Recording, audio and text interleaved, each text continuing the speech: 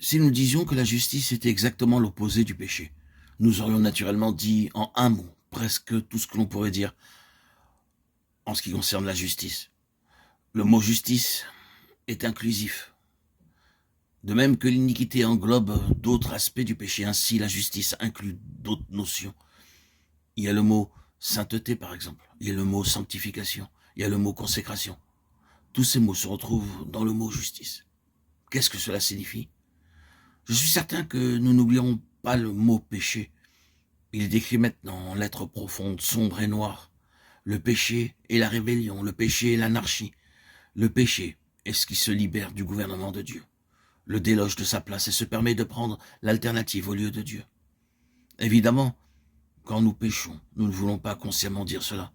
Ce n'est pas prémédité ni désiré, mais c'est ce qui est impliqué et inclus en réalité. Quelle est donc l'essence du mot justice? La justice est cette nature de Dieu qui est parfaitement ferme, parfaitement pure, parfaitement transparente. La Bible emploie des symboles différents pour caractériser la nature de Dieu, tels que le cristal et le jaspe. C'est ce en quoi il n'y a absolument aucun mélange, ce en quoi il n'y a rien de contraire l'un par rapport à l'autre.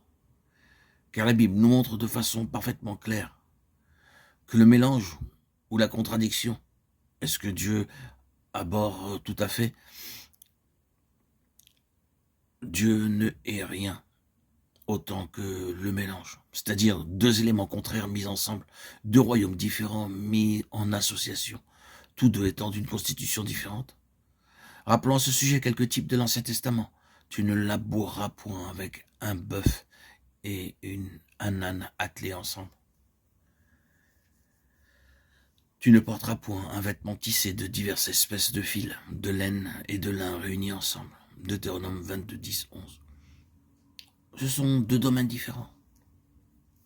Le lin repousse la chaleur du corps, la laine la conserve. Il y a donc conflit entre les deux choses. Ce ne sont là que de simples illustrations ou images de quelque chose de très profond. Dieu est le mélange, sa nature même s'oppose aux éléments contraires. Sa nature est absolument transparente, ferme, pure. Voilà ce que l'on appelle la justice. C'était toujours ce que réclamaient les prophètes. La justice se pratiquait dans les affaires, c'est-à-dire les gens étaient volés par des méthodes trompeuses. Elle n'était pas franche, ni loyale, ni droite. Satan est le maître du mélange, de la séduction, de la corruption et de la pollution. Il n'y a rien de transparent en lui, rien de droit en lui. Il vient toujours avec des détours, de façon ou d'autre, pour retirer un avantage par un acte malhonnête, par la couardise. Or, la croix du Seigneur Jésus a été la crise dans cette question de justice. C'était l'autre face. Il s'est offert lui-même sans tâche à Dieu. Hébreux 9, 14. Voici quelque chose de pur. Il n'y a ici aucun mélange, aucune imperfection, ni deux choses en présence. C'est toute une seule chose, tout est droit, tout est clair, tout est absolument pur et transparent. Vous ne pouvez trouver en lui quelques traces de corruption. Il n'y a pas l'ombre d'un nuage. Il n'y a pas de ténèbres en lui. Il avait réglé cette question de la justice dans sa propre personne et son propre corps, et établi la justice pour toujours, en type. Lorsqu'il vint à son baptême, lequel était une préfiguration de sa croix, et il dit « Laisse faire maintenant, car il est convenable que nous accomplissions ainsi tout ce qui est juste. » Matthieu 3, 15.